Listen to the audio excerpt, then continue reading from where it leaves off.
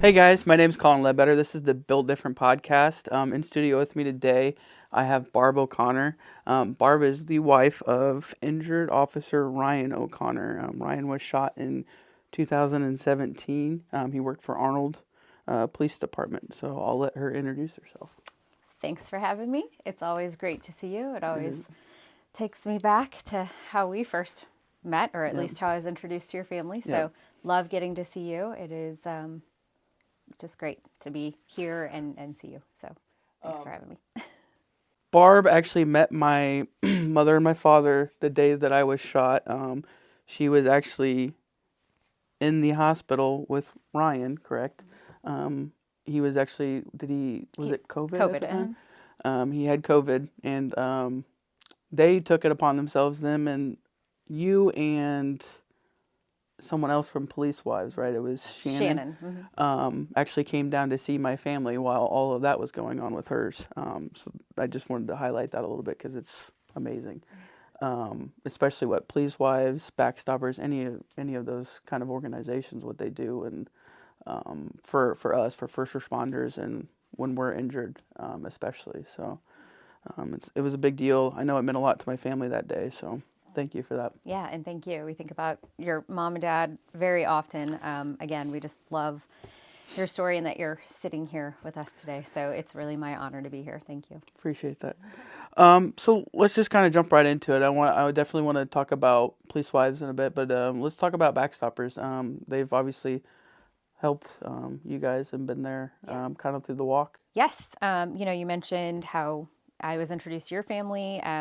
With my sort of going back in time, many years of being involved in the Police Wives Association, we are often called when there's an officer who's injured or killed in the line of duty. And during that time, things can be hectic, obviously for the police department because they've got people everywhere. They've usually got an active investigation going on. They're worrying about many, many different things. And although they always do a great job at everything they have to tackle, a lot of times the family just needs somebody who can be there for them.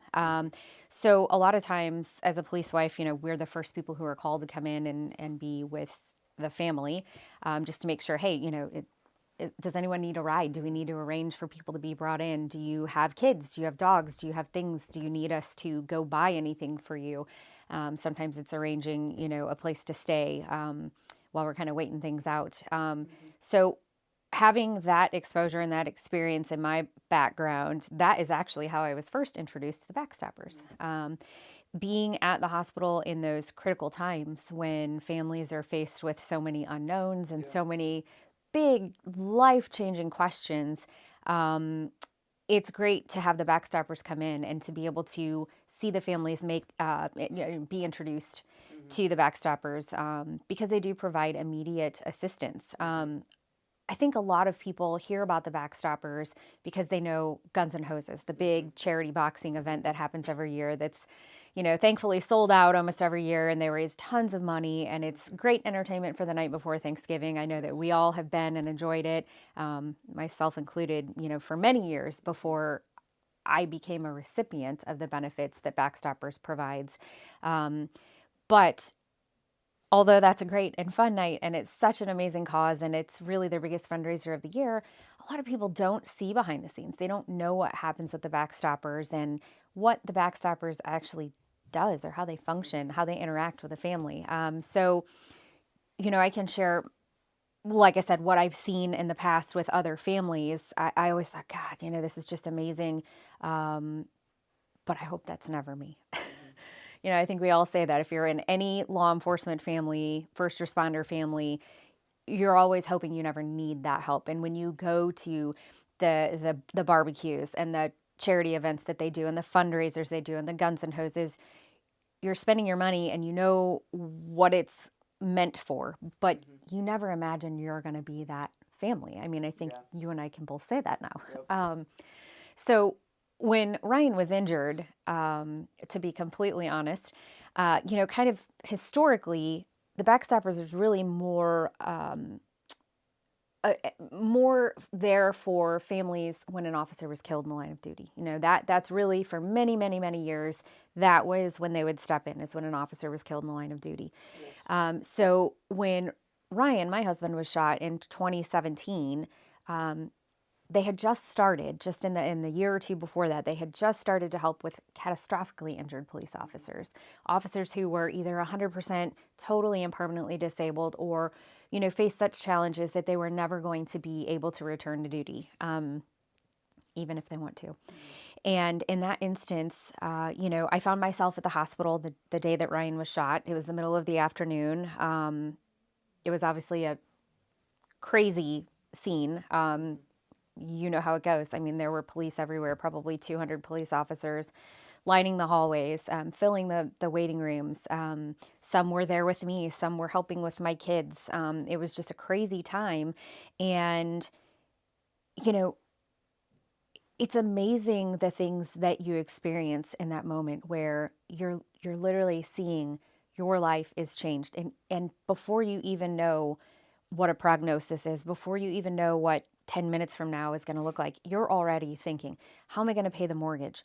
Oh my God, if he can't return to work and I'm a stay-at-home mom to 4 kids, how are we going to have insurance? How are we going to pay for everything that it takes to raise 4 kids? Absolutely. So that's just a hard, honest truth. And when I found myself in that moment, I really didn't know what I was going to do. I was so overwhelmed. And of course, you're scattered, you know, you're pulled a million different directions, you're scatterbrained. And in my case, Ryan was rushed into emergency surgery.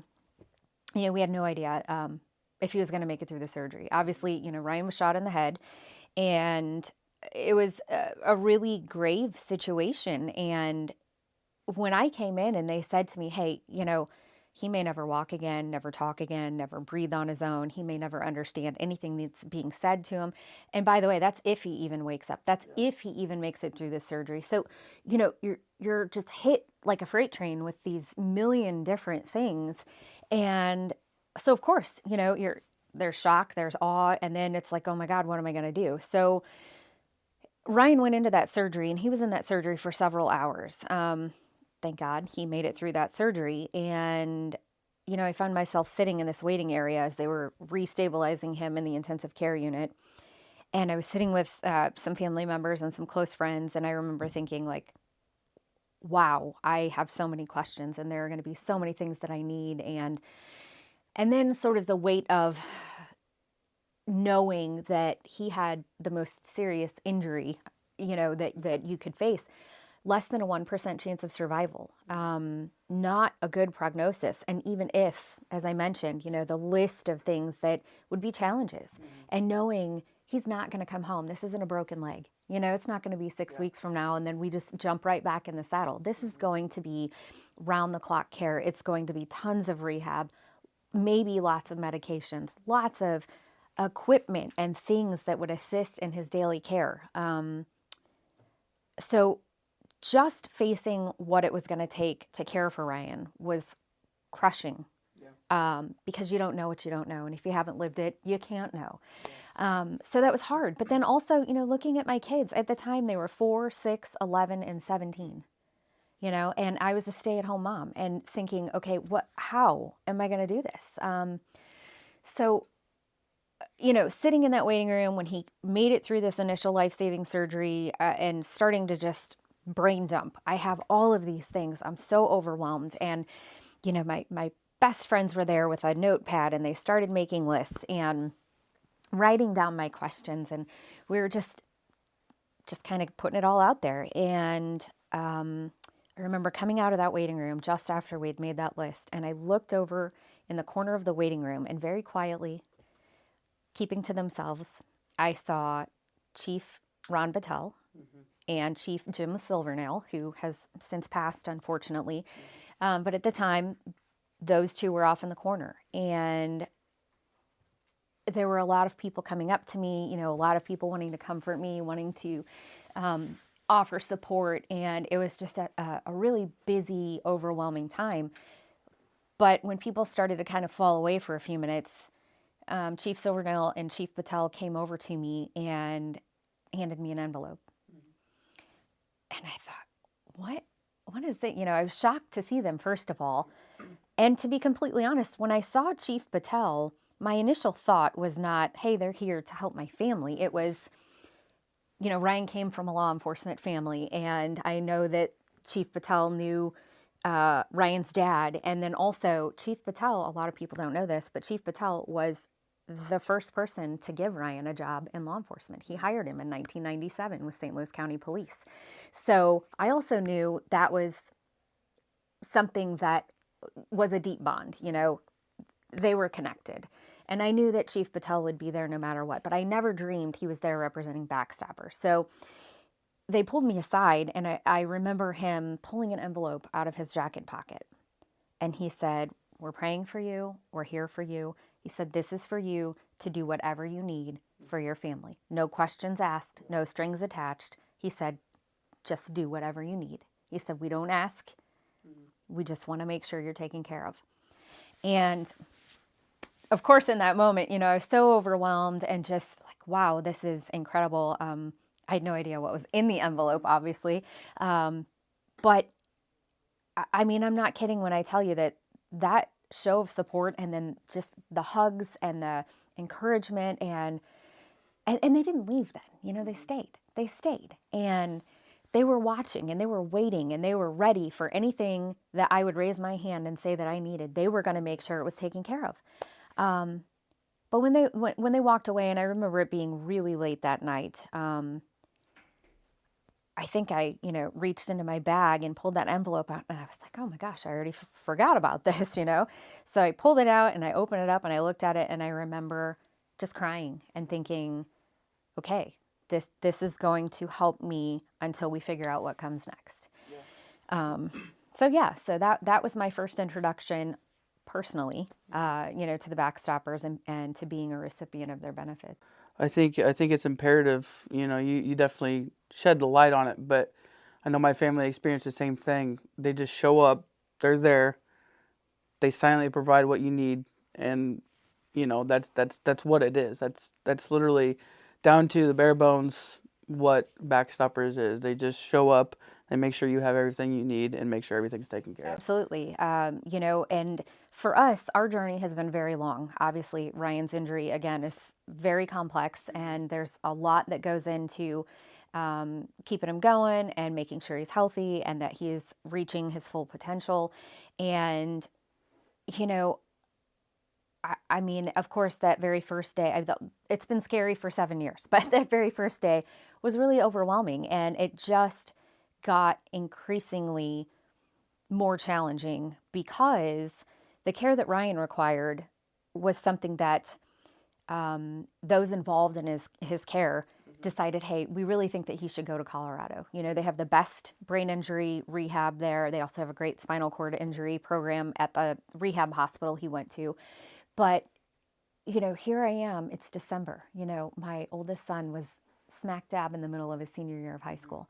And my little one was going to be starting kindergarten later in that year, and trying to figure out, okay, how am I going to take 4 kids and Ryan and move to Colorado and function in any kind of normal capacity? How are we going to do this? And then financially, I mean, the cost of living in other places is not what it is here in St. Louis. Yeah. And I remember just being terrified. We had to still pay our mortgage and pay all of our, utilities and things for our home.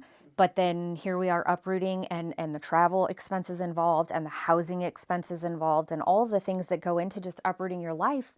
Yeah. and moving, and with kids. Kids are very expensive. So, again, Backstoppers, and I can't say this enough. I mean, they were there every minute just saying, whatever you need. If there's anything you need, let us know. What can we help with?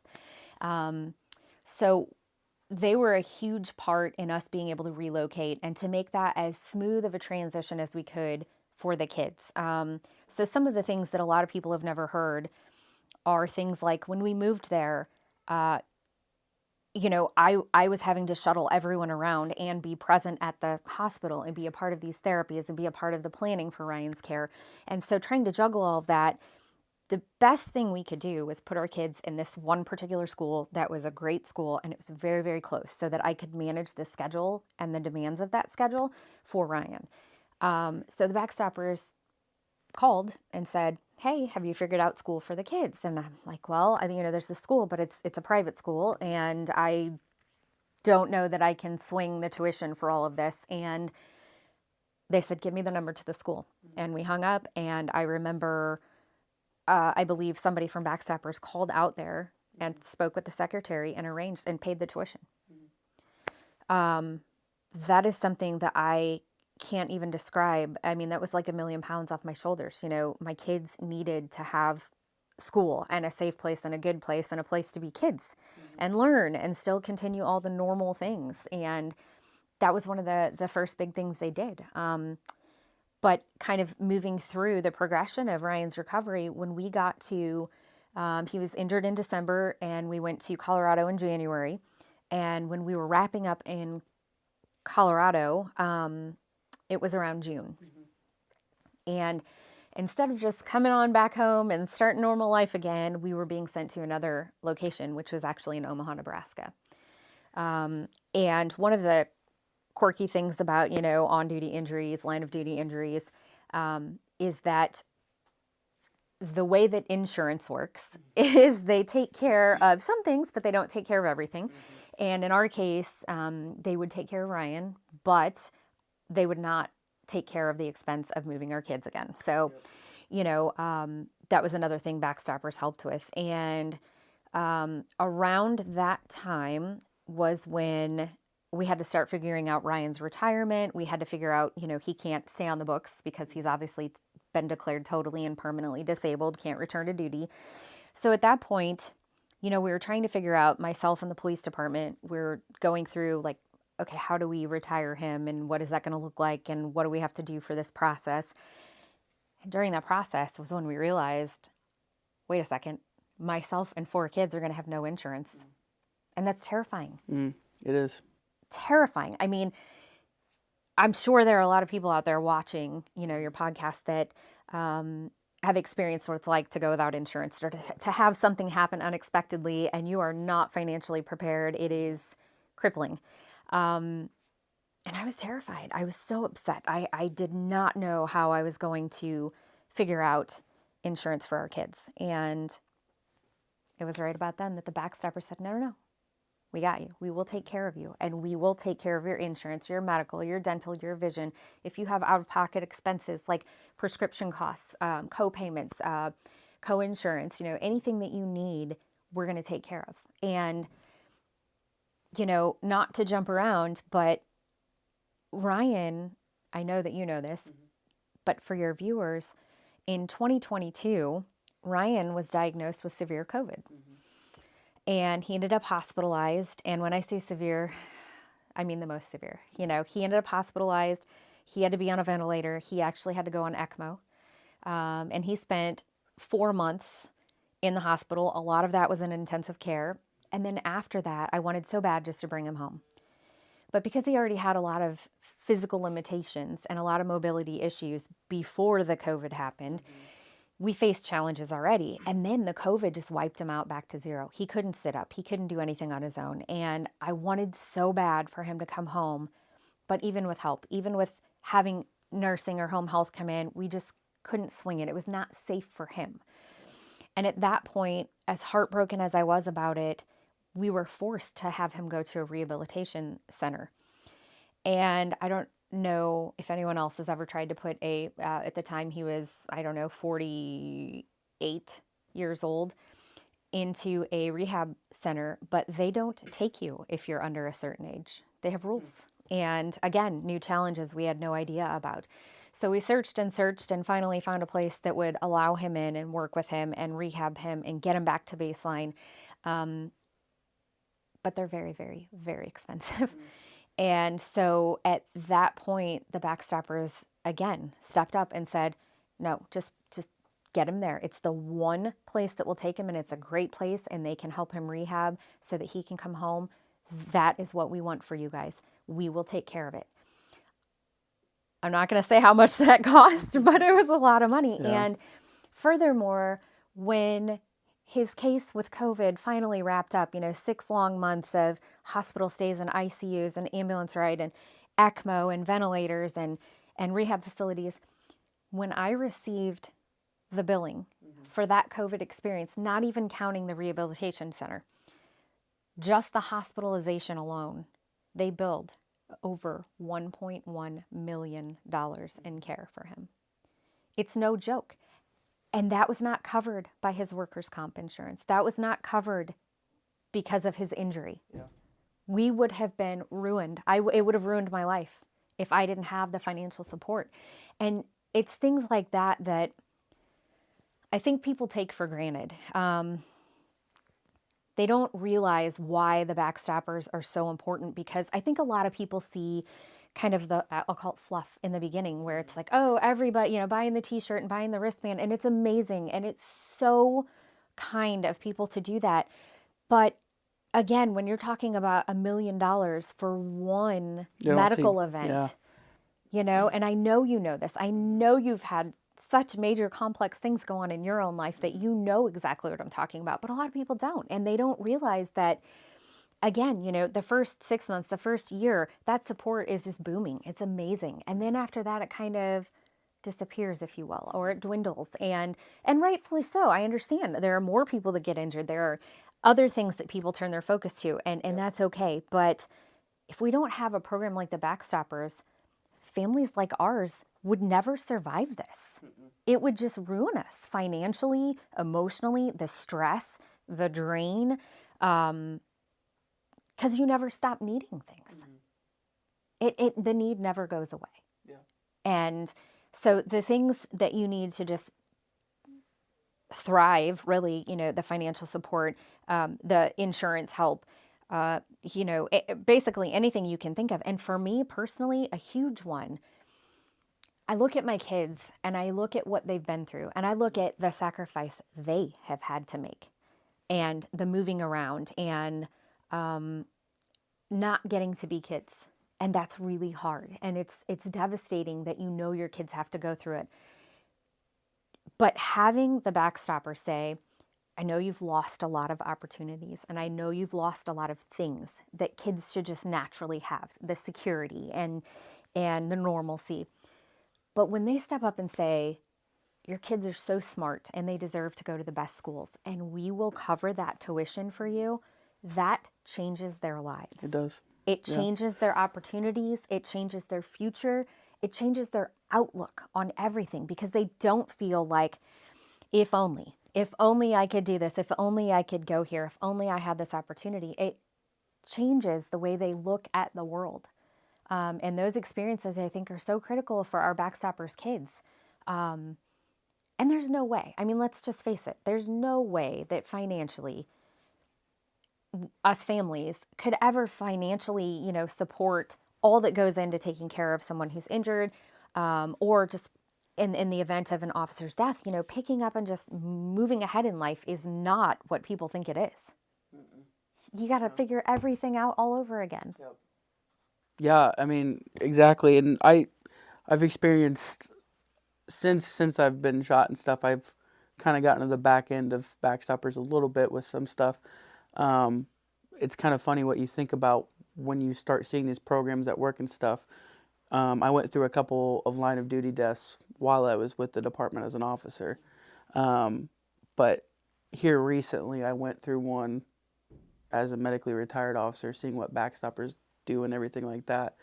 I remember showing up to the hospital, and my first thought was, is Backstoppers here? And I don't even know why I thought it, because it took me an hour to get there. Of course they're there. And They were. And I found the first person, and they were already there. Yeah. And they were taking care of things, and they were doing what they do. They were, standing there waiting for the family to say, we need this, we need that.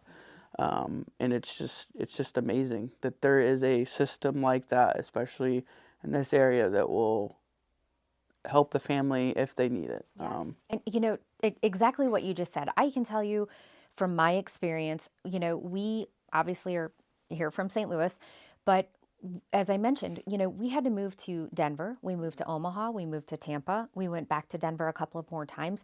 And I will say that many of these cities and many of these police departments and fire departments, they do have, a benevolent association, or they have, a wives group, or they have these groups that really do offer support and good support.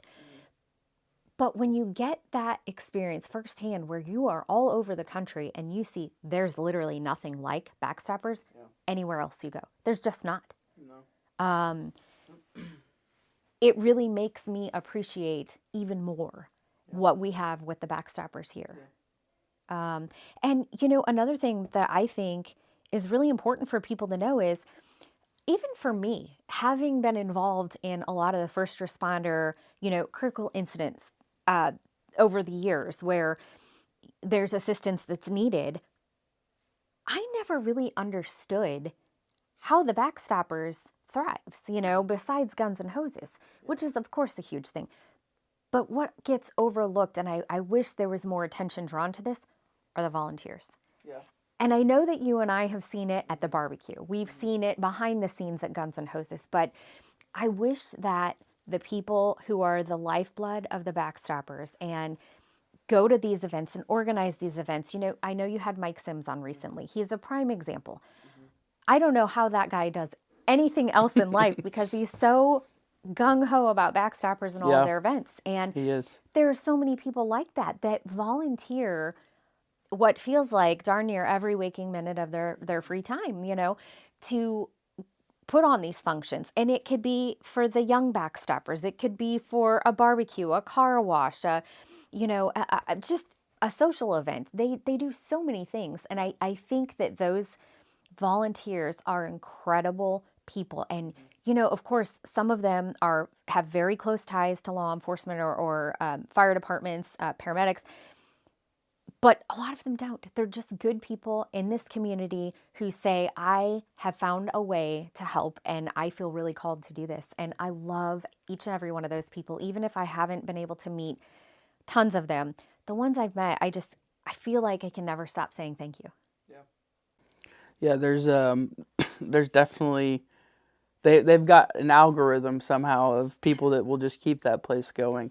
It's amazing. And obviously, I mean, dropping just $1 million on something, right, and they're just ready to do that. They come in, they step in, and they will make sure that kids go to school, especially for fallen officers and stuff. It's imperative that, especially for fallen officers, but also injured officers and stuff, that their families don't have to worry about that anymore. Absolutely. It's very important. Yes. So. Anything else? I would just add, too, that I think a lot of people aren't familiar with exactly how much the Backstoppers do when it comes to line of duty deaths. That's something that just amazes me every time I see it. The way that they care for and comfort families, and not just financially, but the heart that goes into, or the heart behind, rather, the things that they do, and the thoughtfulness and the calls just to check in, and knowing everyone's names, and knowing, where the kids go to school, and knowing things about your family.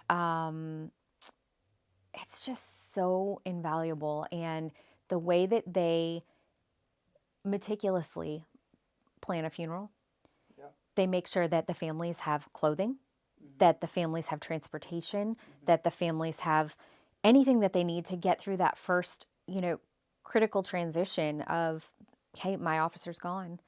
And then all that they do with helping pay off mortgages and pay off debt. And, if they need help with anything else, it's just there and it doesn't go away. Yeah. It's crazy to even think that they would be able to help map that out. And I think that's not only the money aspect, but the mapping that they help in constructing these families back to what at least would be semi-normal. Yes. Is important to make sure that the family doesn't crumble after that person is lost. Absolutely. For me personally, too, another thing that the Backstoppers did, a couple of things that they did that I think are really important for me to share too. My oldest son, he's now 24. He's a federal police officer now. But when he was a little bit younger, he decided to go into the police academy, and they funded his police academy experience. He did become a policeman locally, actually at Arnold. And we had a little bit of a scary time. The same year that Ryan had COVID, I'm pretty sure the universe was trying to kill me. But the same year that Ryan had COVID, my oldest son actually had to leave policing for a short time because they discovered that he had a heart defect, congenital heart problem. And he had to undergo heart surgery that same year that Ryan had COVID. And they took care of all of that. They took care of making sure that he was able to get his surgery and get things corrected, so that he could return to police work. And with their help and him being able to get healthy and have those surgeries done, like I said, he's now back into policing. I So think that's a testament right there. That's from day one to day infinity. So, exactly. yeah. Well, Barb, thanks for coming on. Thanks for having me. It's great to see you.